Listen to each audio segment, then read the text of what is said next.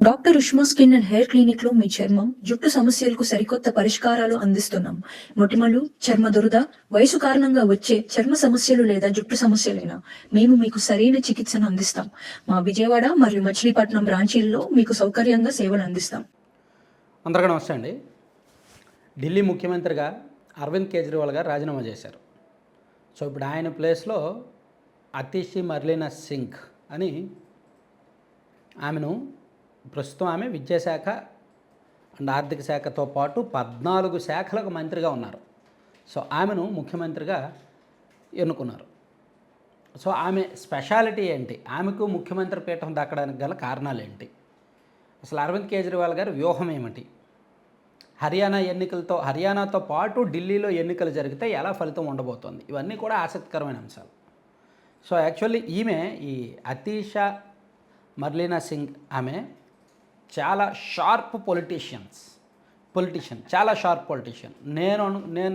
నాకు తెలిసినంత వరకు ఆమె ఉన్నత విద్యావంతురాలు, ప్లస్ మంచి మాటకారి, మంచి వాగ్దాటి, అలాగే చాలా షార్ప్ మైండ్ అంట. పాలిటిక్స్లో స్పాంటేనియస్ డెసిషన్స్ మేకింగ్లో కానీ, అలాగే డెసిషన్స్ ఇంప్లిమెంట్ చేయడంలో కానీ, అలాగే సంస్కరణలు తీసుకురావడంలో కానీ, అలాగే మాటకారితనం వాగ్దాటిలో కానీ, ప్రత్యర్థులకు కౌంటర్లు వేయడంలో కానీ, బీజేపీని ముప్పు పెట్టడంలో కానీ, ఇలా అన్ని రకాలుగా కూడా ఆమె ఆల్రౌండ్ పొలిటీషియన్.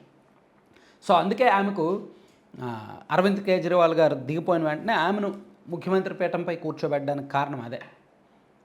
ప్లస్ ఆమె పీజీ చేశారు, ఆక్స్ఫర్డ్ యూనివర్సిటీ నుంచి పీజీ చేశారు. పంజాబ్కు చెందిన ఆమె ఢిల్లీ యూనివర్సిటీ, ఢిల్లీలోనే మైగ్రేట్ ఉన్నారు, ఢిల్లీలోనే ఉన్నారు. ఆల్మోస్ట్ ఢిల్లీలో ఉన్న చాలామంది పొలిటీషియన్స్ ఆ పంజాబ్కు చెందిన వాళ్ళు, హర్యానా చెందిన వాళ్ళే ఉంటారు చాలామంది. అలాగే ఆమె కూడా ఢిల్లీ యూనివర్సిటీలో చదివారు, ఆ తర్వాత ఆక్స్ఫర్డ్ యూనివర్సిటీలో పీజీ చేశారు. 2013 నుంచి కూడా ఆమ్ ఆద్మీ పార్టీలో ఇండైరెక్ట్గా పనిచేస్తూ వస్తున్నారు, యాక్టివ్గా కాదు.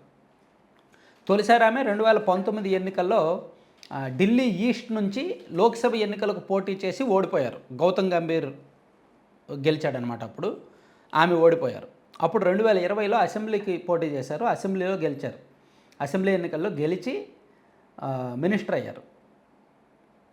సో ఇప్పుడు ఆమె ప్రస్తుతానికైతే education, finance, law, tourism, women and child వెల్ఫేర్తో పాటు మొత్తం మీద ఒక 14 శాఖలకు మంత్రిగా ఉన్నారనమాట. సో ఆమె 3వ మహిళా సీఎం. ఇంతకుముందు సుష్మా స్వరాజ్ గారు అక్కడ మహిళా ముఖ్యమంత్రిగా పనిచేశారు. ఆ తర్వాత షీలా దీక్షిత్ గారు సుదీర్ఘకాలం పాటు మహిళా ముఖ్యమంత్రిగా పనిచేశారు. ఇప్పుడు ఈమెకు అవకాశం వచ్చింది, అతీషకి. సో ఆమె విషయం ఒక క్లారిటీ వచ్చింది కదా. అసలు అరవింద్ కేజ్రీవాల్ గారు చాలా వ్యూహాత్మకంగా ఈ నిర్ణయం తీసుకున్నారు. ఎందుకంటే ఆయనకి ఇప్పుడు పంజాబ్లో ఆమ్ ఆద్మీ పార్టీ ఉంది. ఇప్పుడు ఢిల్లీకి దగ్గరలోనే పంజాబు, హర్యానా, యూపీ ఇవన్నీ ఉంటాయి.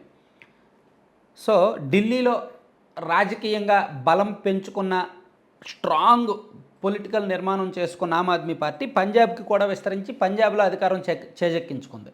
సో ఇప్పుడు హర్యానాలో కూడా అధికారం రావాలి అనేది Aam Aadmi party target. So దానికోసం కేజ్రీవాల్ గారికి సరైన టైంలో బెయిల్ వచ్చింది. హర్యానాలో 2 నెలల్లో ఎన్నికలు ఉన్నాయి, సరైన టైంలో ఆయనకు బెయిల్ వచ్చింది. దాన్ని రాజకీయంగా వాడుకోవడానికి ఒక సింపతి కూడా వర్కౌట్ అవుద్దని ఆయన రిజైన్ చేశారు.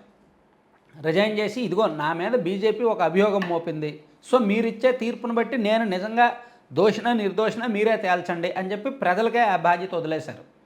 సో ఆయన ఢిల్లీలో తీసుకున్న నిర్ణయం హర్యానా రాజకీయాల్లో కూడా ప్రభావం చూపిస్తుంది. 2 పక్కపక్కన ఉంటాయి కాబట్టి హర్యానా ఎన్నికల్లో కూడా ప్రభావం ఉంటుంది.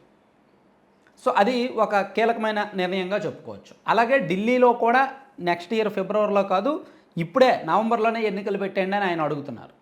అసెంబ్లీ ముందు రద్దు చేయడానికి సిద్ధంగా ఉన్నారు. అంటే ముందస్తు వ్యూహం. 1 సింపతి, 2 బీజేపీని ఇరుకున పెట్టడానికి, 3 ఆయన ఎక్కువ రైట్ టైంలో రైట్ డెసిషన్ తీసుకోవడం ద్వారా కొంచెం జనంలోకి వెళ్ళడానికి అవకాశం ఎక్కువగా ఉంటుంది. ఇలా రకరకాల వ్యూహాలను అమలు చేసే క్రమంలో కేజ్రీవాల్ గారు ఈ నిర్ణయం తీసుకున్నారు అనుకోవచ్చు అనమాట. సో ఒక రకంగా బీజేపీకి ఇప్పటికిప్పుడు అవకాశాలు లేవు. హర్యానాలో బీజేపీకి అంత పాజిటివ్ లేదంట, అక్కడ కాంగ్రెస్కి ఎక్కువగా పాజిటివ్ ఉంది అంటున్నారు, బీజేపీ యాంటీ ఓట్ బ్యాంక్ ఎక్కువ ఉంది అంటున్నారు. సో ఒకవేళ ఆమ్ ఆద్మీ పార్టీ కూడా బాగా పుంజుకుంటే వీళ్ళ ప్లాన్స్ వర్కౌట్ అయితే ట్రయాంగిల్ ముక్కోణ పోటీ జరుగుద్ది. ముక్కోణ పోటీలో ఎవరికైనా దెబ్బ తగలొచ్చు, ఎవరైనా పైకి రావచ్చు. ఒకవేళ హర్యానాతో పాటు ఢిల్లీలో కూడా ఎన్నికలు జరిగితే ఢిల్లీ పీఠాన్ని రక్షించుకోవడం మీద వాళ్ళ ఫోకస్ ఎక్కువ ఉంటుంది. Thank you.